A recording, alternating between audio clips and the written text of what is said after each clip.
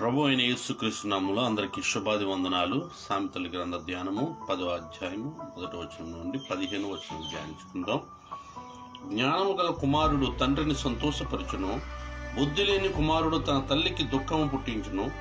భక్తిహీనుల ధనము వారికి లాభకరము కాదు.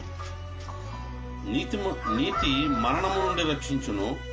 యెహోవా నీతిమంతుని ఆకలి కొననీయడు, భక్తిహీనుని ఆశను భంగం చేయును. బద్ధకముగా పనిచేయవాడు దరిద్రుడగును, శ్రద్ధ గలవాడు ఐశ్వర్యవంతుడగును.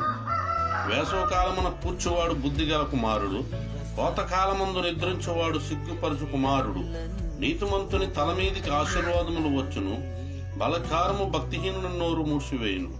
నీతిమంతుని జ్ఞాపకం చేసుకున్నట్టు ఆశీర్వాదకరమగును, భక్తిహీనుల పేరు అసహ్యత పుట్టించును.